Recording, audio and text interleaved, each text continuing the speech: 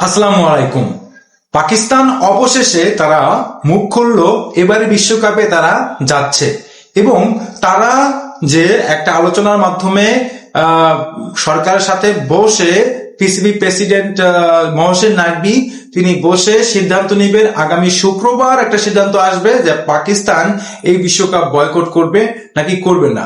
সেই বিষয়ে এখনো পর্যন্ত সরাসরি আজকের একটা মিডিয়ায় খবর এসেছে। সেই খবরটা হচ্ছে যে পিসিবি অর্থাৎ পাকিস্তান ক্রিকেট বোর্ড তারা চিন্তা করেছে যে এবারের বিশ্বকাপ তারা খেলবে। সরকারের সাথে এই সিদ্ধান্তে আসছে তারা এই বিশ্বকাপটা খেলবে যদি না সবকিছু ঠিক থাকে। তারা ইতিমধ্যেই কলম্বোর শ্রীলঙ্কাতে যেহেতু তাদের খেলা, তারা কলম্বোর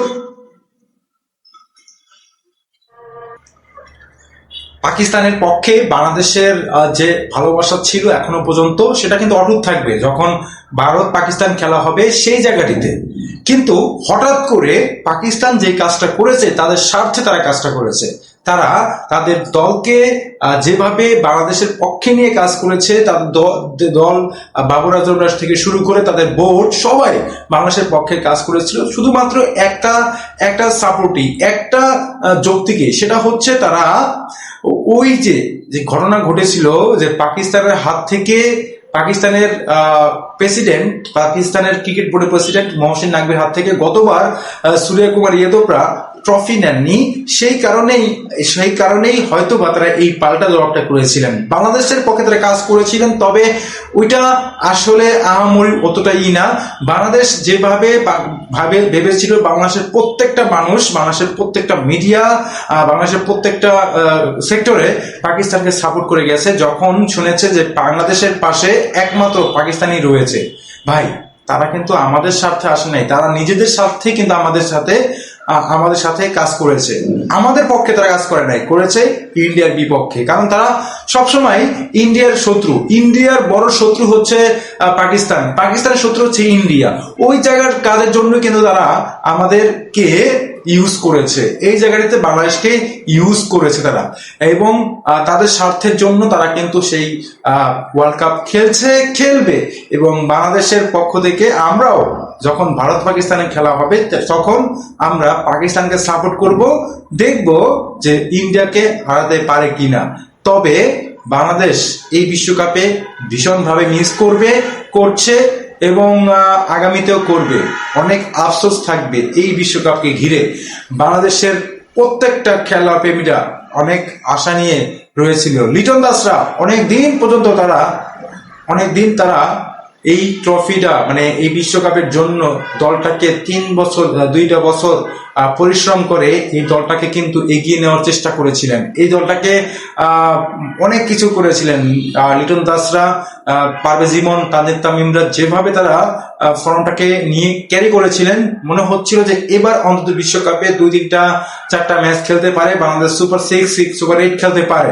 তবে সেই জায়গাটিতে পূর্ণ হয় নাই। একমাত্র ওই যে মুস্তাফিজুর রহমানকে বাদ দেওয়া হয়েছিল আইপিএল থেকে, সেই জায়গাটিতে আমরা অনড় থাকি। আমরা বিশ্বকাপ ভারতে খেলতে যাব না, ভারতে খেলে যাইনি আমরা। আইসিসি আমাদের 24 ঘন্টার একটা আলটিমেটাম দিয়েছিল, সেই আলটিমেটামেও আমরা আমাদের কথা নড়চড় করিনি। আমরা বিশ্বকাপ খেলতে ভারতে যাইনি। আমাদের একটাই দাবি ছিল আমাদের ম্যাচগুলো শ্রীলঙ্কাতে নিয়ে যাওয়া হোক। সেই জায়গাটিতে আমরা কিন্তু আইসিসি সেটা করতে পারেনি, তারা করেনি। আমাদের বাদ দেওয়া হয় এবং স্কটল্যান্ডকে এই জায়গাটায় যুক্ত করা হয়। স্কটল্যান্ডের অধিনায়ক, স্কটল্যান্ড ক্রিকেট বোর্ডের বোদ্ধারা তারা কিন্তু কথাগুলো বলেছেন যে এইভাবে বিশ্বকাপ খেলা কোনো মর্যাদার হয় না। আসলে স্কটল্যান্ড আগেও এরকম বিশ্বকাপ খেলেছে, তারা তো র্যাঙ্কিং এ থেকে তারা বিশ্বকাপটা খেলতে পারে নাই। বাংলাদেশ তো র্যাঙ্কিং এ থেকে বিশ্বকাপটা খেলছিল এবং এটা মর্যাদাপূর্ণ একটা টুর্নামেন্ট হতে পারতো বাংলাদেশের জন্য, সেটা কিন্তু হয় নাই।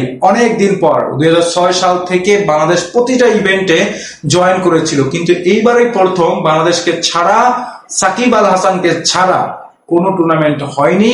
এবং সাকিব আল হাসানের তিনি যখন করোনার সময় তিনি নিষিদ্ধ হয়েছিলেন 1 বছর, তখন কিন্তু তার বা কোন পৃথিবীর কোনো দেশে খেলাটা হয়নি। এবার সাকিব আল হাসান কে ছাড়াই বাংলাদেশ দল ঘোষণা করা হয়েছিল নানা রাজনৈতিক ইস্যুর কারণে। সেই সাকিব আল হাসান এবার না থাকার কারণে বাংলাদেশ দল কিন্তু এবার পার্টিসিপেট করতে পারছে না। সো এবারে বাংলাদেশের দর্শক, বাংলাদেশের মিডিয়া সবাই কিন্তু আশা করবে কবে এই টুর্নামেন্টটা আবার শুরু হবে, আবার কবে বাংলাদেশ ইন্টারন্যাশনাল ক্রিকেটে ফিরবে সেটাই। তো প্রথমে যেই কথা বলতে চাচ্ছিলাম যে মহসিন নাকভি পাকিস্তান ক্রিকেট বোর্ড তারা কিন্তু এখনো পর্যন্ত তারা কনফিউজ না, তারা আসলে বিমানের টিকিট কেটে ফেলেছে, তারা কলম্বোতে যাচ্ছে বিশ্বকাপে। তারা স্কোয়াড ঘোষণা করেছে, তারা জার্সি উন্মোচন করেছে, এই বিশ্বকাপে তারা খেলছে এবং তারা এই কলম্বোতেই তারা খেলবে, শ্রীলঙ্কাতে তারা খেলবে। কোনো বয়কট করছে না পাকিস্তান ক্রিকেট বোর্ড। বাংলাদেশকে ধোকায় একবারে ইউটার্ন নিয়েছে পাকিস্তান। বাংলাদেশকে সাপোর্ট করে যখন বলেছিল যে বাংলাদেশকে ছাড়া তারা বিশ্বকাপ খেলবে না, সেই জায়গায় তারা ইউটার্ন করেছে। আপনার মন্তব্য কমেন্টে জানিয়ে দিবেন। ধন্যবাদ সবাইকে, ভালো থাকবেন, সুস্থ থাকবেন। আল্লাহ।